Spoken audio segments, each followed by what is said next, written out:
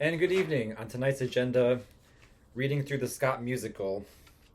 And I have right here in my very hands the script to Scott, written by former lead singer Dan and I when we started college. I don't remember the exact year. I think it was completed by 1998, probably. I don't know. I'm not exactly sure. 97 or 98, I would think. Rings a bell as being roughly when. It was edited by me, moi, and so were many parts of the music later on. But mostly, I did a standard job of editing, and the wording and stuff, the use of language and writing, it is very like straightforward and meant to be very understood. It's middle of the road or very like right down the center. Because a lot of it is like how Dan writes. Um, it's captivating. It's just encapsulates a lot in one like thing usually. I don't know how else to say that. So I hope to get through the basic costumes and stuff and characters and set, and up through they say the dialogue of Act One, Scene One, up through the first song. Hopefully, maybe past that. Now, yeah, and I'd hoped this is going to take multiple videos, and I had hoped also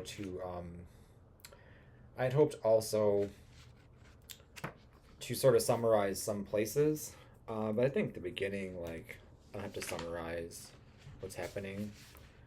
I'm just gonna go right. I'm just gonna go right through it. So, and again, like the relevance to the channel, like the co-writer was the lead singer in our group. It was done like sort of after high school and after our group's full like bloom and fade, sort of. And it was the stuff later. Like I said, I have the Star Wars approach where we did the main part of things, the meat and potatoes. I went back to rehash what came before, and now I'm rehashing what was after the main stuff. So, wow. So okay, this is a grievous task trying to read the Scott musical from the top. And it's gonna be all me. You might hear some interruptions during this. Okay, you might hear some interruptions from outside as well. So what's listed here on the first page is the characters to Scott, and I'm telling you this is the original script basically after editing. So it was on a locked and sealed vault for years. Trust me. Okay, we had a system of abbreviations. The main character Scott, clockmaker from Scotland, stranded at sea after a violent storm, rescued by the SS Pollywog. Young, mid-20s, fit, determined, perfect male, kind, compassionate, intelligent, athletic, sensitive. Shows no crazy characteristics. Okay, end quote. That's like because we Dan wanted to make the rest of the characters nuts, so that's contrast to the rest of them. Next is Penelope, born on the ship to Father Francis the Crank. She's a dreamer searching for her own identity in a mad world. Beautiful, misguided, lost, scared, little girl. 19. We put her at 19. Is not truly crazy, but a little spacey due to her upbringing. There's Clavin, the ship's cook, believes he and Penelope are in love, though he has only seen her once. Escaped from a Turkish prison, normally just odd, but extremely angry towards Scott, extremely paranoid, quirky, and nervous. Landon, the ship's chaplain counselor, nice, detached, filled with faith, alternates personalities between Jesus Christ and a 1920s era mobster, and his own quietly reverent personality. Francis, Penelope's father, his job on the ship is to turn the crank. He thinks that if he does not do this every day, the world will end. Is a kind old man that loves Scott and Penelope, desperately wants Penelope to eventually get off the ship and live a normal life. Hasn't missed a day's work in 19 years. Wife died giving childbirth. Rupert is the captain, also father to Herschel. I forgot he was father to Herschel. Father to Herschel, Dan? Father to Herschel? Okay. The captain, Rupert, is Herschel's father. Okay. Woo! Wow, seriously. Wonderful father figure. Funny, zany, yet secretive. Gets caught up in his different worlds of being a pirate and also a spy. Thinks he's in charge of the secret mission. Talks in a gravelly pirate voice, okay? Herschel is the carefree, innocent delivery boy. Delivery boy? Delivery boy? I missed some of this, seriously. thinks he's a sunflower, so he sings I'm a sunflower. Next is the fish, who is the narrator, like I explained. And the answer man is believed by the crew to have all the answers, so they go to him for advice. Is really a man dressed as a fish with a New York accent. Lives in a life raft attached to the side of the ship, and they pull him up when they need him. Okay, so that I don't know how that will be done on stage. It has to be just said, I think. This guy on a life raft by the side of us. Wow. So far, just wow. Seriously. Okay, there's a character named Angel, or is an angel. Is an angel sent from God, but turns out to be a strung out Generation X type. Okay, now someone will ask me, how does that play into your life? Like the Ekantar people or whatever. How does that play into your life, Generation X? No bearing to me, right? Okay. Yeah, then blame somewhat. Okay, whatever. Seriously. Then we have chorus people, chorus 1, chorus 2, who are supposed to be assorted nuts. Assorted nuts, Dan? Assorted nuts? Is that what you put? Okay. So some of the costumes are said here. Bathrobes, fireman outfits, physical trainers, snuffleupagus, doctors, etc. Diverse craziness. All take part in Herschel's song and other chorus members. Often randomly roaming the ship, playing shuffleboard, etc. Okay, I'm reading that literally. Most of this I read literally off the page. I'm not making it up. That's what we put, seriously. Okay. Next, the costumes I described. Scott has like his torn clothes basically for part of it. And for the second part, he has a clown outfit that's going to be bestowed upon him. Like I explained, he has short, messy hair. That would be like my hair, usually. So for this reading, I put on this shirt as it's very nondescript, like what Scott's original outfit is supposed to be like. Only it's supposed to be torn with like very nondescript pants. Penelope, plain skirt and blouse, black and white or pink, pigtails or hair down. Clavin, chef's uniform with hat, red scarf around neck, mustache. Clavin has a mustache. Okay. Francis, old man's clothes, white pants, white socks, button-down shirt, hat. Rupert, pirate costume with patch alternating eyes and hook. Suit and tie, still with pirate hat. I didn't know Rupert was to have a suit. Oh, that's for the later like trial in it. That's what. Landon, gangster-like suit on underneath a simple holy robe. Yeah, because he's gonna break off the holy robe like Superman, and he has a gangster-like suit underneath it. Okay. Herschel, sunflower hat around face and all green like Robin Hood or Peter Pan.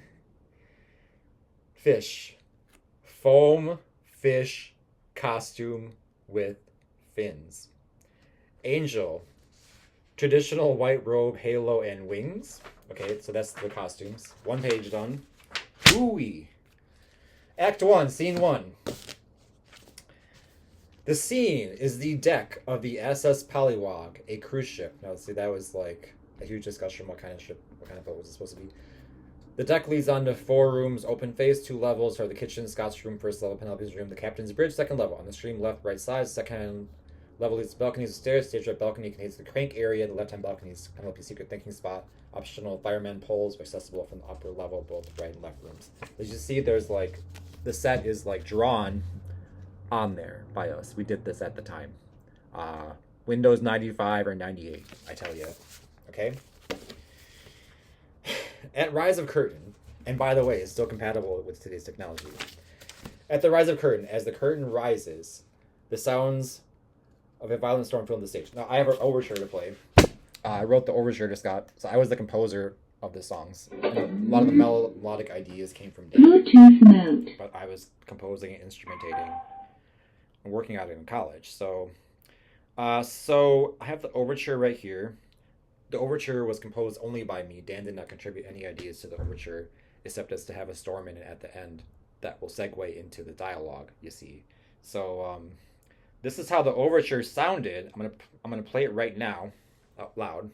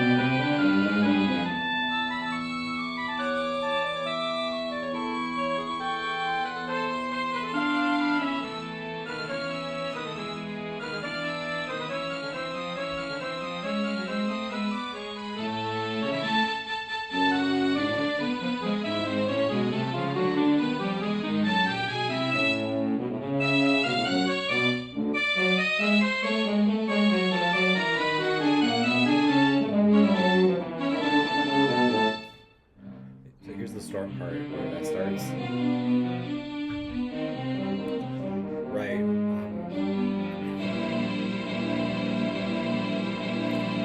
It's just supposed to be lights that flash like lightning.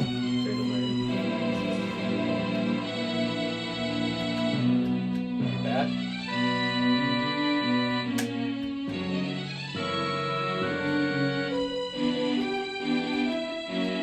See it before it works.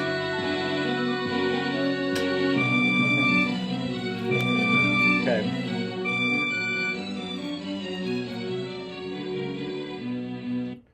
Okay, that's basically it. And then there's a part where the music gets calm. The storm clears up actually at this point.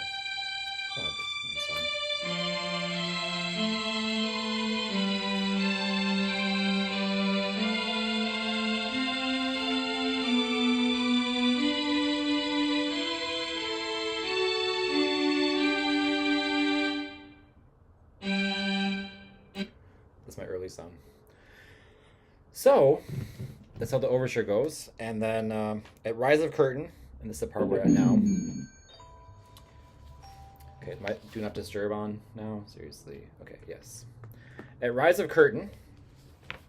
Okay, I talked about the storm, the lights flashing, etc. Angry clouds loom overhead. Suddenly the storm abides, music calms, the clouds rise, etc. The outline of the weary captain can be seen as he rests near the wheel, where his yellow reins slicker.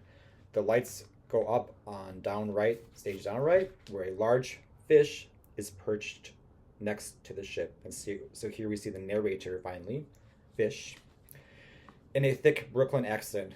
Yeah, hey, you there. Let me tell you something, musclehead.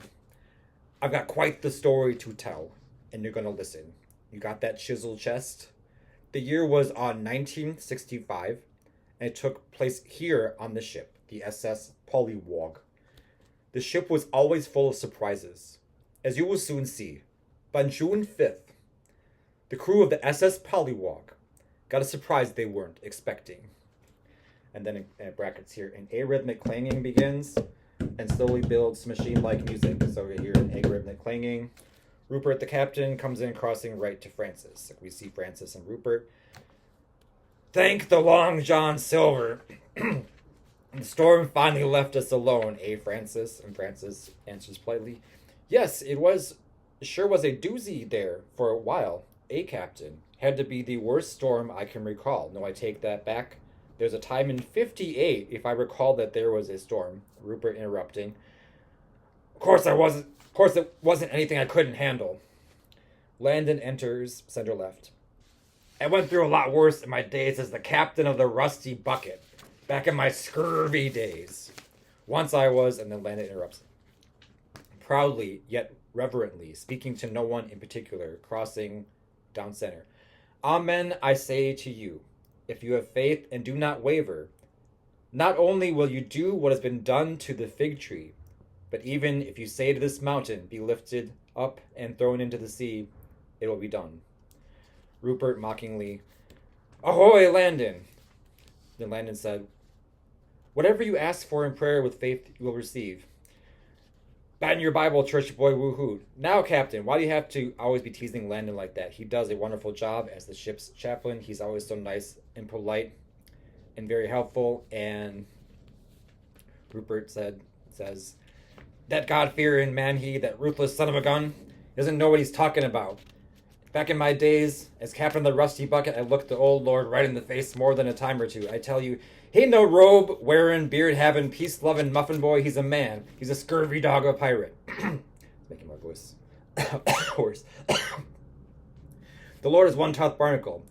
Slyly, he lifts his eye patch and secretly says to Francis in a smooth James Bond voice, I better go. I shall be receiving a communique on my G5 transmitter from headquarters. I'll report in at 1100 hours, over and out. Storms out to his cabin. Oh, yes, I understand. You better go. I'm going to pause here. Okay. Next is Penelope and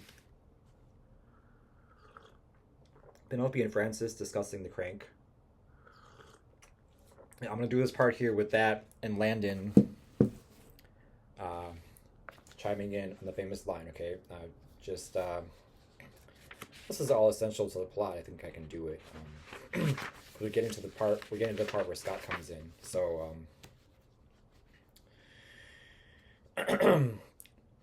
Penelope enters from upper left. Father, isn't it too soon after the storm to be turning the crank? Doesn't the crank need some rest after that? Francis replies, well, dear, the crank waits for no one.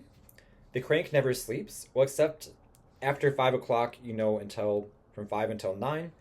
But I start right there at 9 and go until 5, with 3 breaks for lunch and wee-wee. So really sometimes the crank sleeps, but not now. Then Landon opening his robe to reveal a mobster's suit and transforming into a gangster. I'll tell you who does sleep. Jimmy Buscali. He sleep with the fishes, the little weasel. He ratted out in Vinny like they wasn't brothers. Crap like that the Vatron family just don't take. Okay?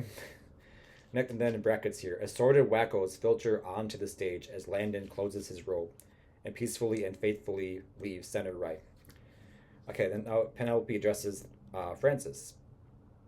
I think Francis is turning the crank at this point. Father, you're always working. I have no one to talk to except the birds and the water. I spend the whole day by myself waiting for you to come home and need someone to talk to. With the birds, I share this lonely view. In other words, was this before that? I don't know. Seriously. Okay, Francis replies, are you saying that you are lonely? My daughter is lonely? Why didn't you tell me this before? What about the other youngins on the ship? Okay. 2 wackos bring on fishing nets, which they launch into the water. Others dance around to non-existent music. Penelope answers embarrassed, there aren't any other youngins on the ship. Francis says, sure there are. You just need to find them. What about Clavin? Who's Clavin? He's the ship's chef, and I think he has his eye on you, says slyly. Penelope says, I don't think I've ever met him, drifting off slowly into a daydream. Francis replies, whoa, come back to me, Penelope. Why don't we discuss this later when I get home? Maybe until then you could run along and string up the banshees. I suppose so. All right, Father, see you at quitting time. She exits center left to her room. She starts to string up the banshees, in uppercase B, but puts it down and goes to her perch upper left to look out over the ocean. Now we have here a set of things with the fishermen and chorus 1, chorus 2. So it's a bunch of extras, basically. This is done fairly professionally. It's not saying extra 1, extra 2. It's saying chorus 1, chorus 2, chorus members and stuff. So this is Scott being pulled up. In the fishing net, basically. So fisherman 1 to the other fisherman. All right, Jacoby, let's bring her up. The 2 crazies heave and heft the net onto the deck of the ship. The net opens to reveal fish, seaweed, lobsters, and a man. All those on deck let out a huge gasp and back up. Chorus 1, what the hell is it? It's a giant fish, ugly fish. No, it's a man. Oh my god, it's a giant fish man. Many of the wackos take a step back in fear. Chorus 4, no, Morin, it's just a man. Maybe his ship was wrecked in the storm. Chorus 1, is he alive? I'm not going to check. You couldn't pay me to go near that fish man. Let's look to see if he's alive. Chorus 3 pokes Scott with a long hockey stick, which before she waved around like her magic stick. After a few pokes, Scott awakens with a start, disoriented and a little scared. He leans up on his elbows. At the same time, Chorus 4 bends down to help him and they bump heads. Chorus 4, whoops, holds his head from the injury. Emergency, emergency. Then Scott says, where am I? Who are you? Am I dead? Is this heaven? Chorus 4 replies, I guess you could call it heaven, right everybody? Chorus 2, yes, I say it's heaven. Chorus 3, it's heaven all right. And Chorus 1 with a thick Cockney accent, I'm not sure I can do this accent. Oh, I'm heaven. Look over here. Look at me.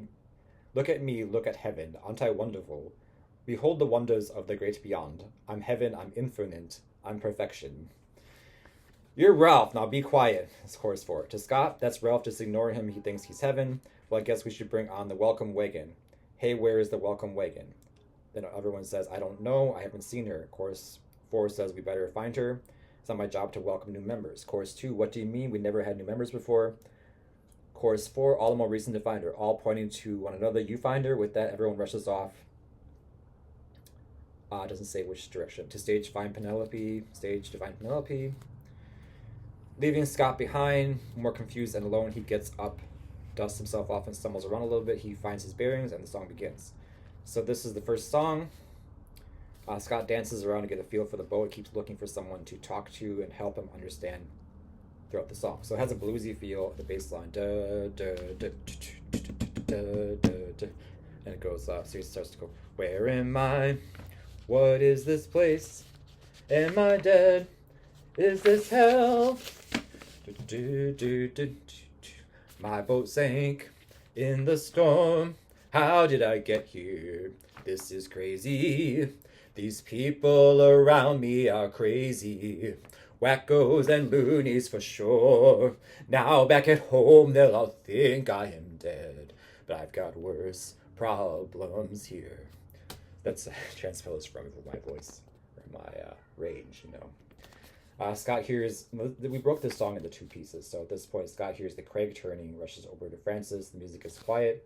So Scott questions Francis as to what the gears are doing. Basically, I'm going to summarize the dialogue. I'm summarizing this. So Francis replies and says, basically, the crank turns the gears which turn each other, but I need to turn the crank for any of this to happen, so I guess I'll see you later. And Scott's like, can you help me? I need a phone or radio to call my family. I need to get back to the mainland. Francis says, I'm turning, you're talking, this isn't working. How about we talk later? Okay, okie dokie, thanks for the talk, see you later, bye now. And so Francis has to turn the crank. So then the music gets loud again. Scott runs off, returns to singing. What's with them? Are they crazy or stupid? What is this? I'm losing my grip. That's in a different style there. I don't remember how exactly I did that. And then it's the chorus again. How did I get here? This is crazy. These people around me are crazy.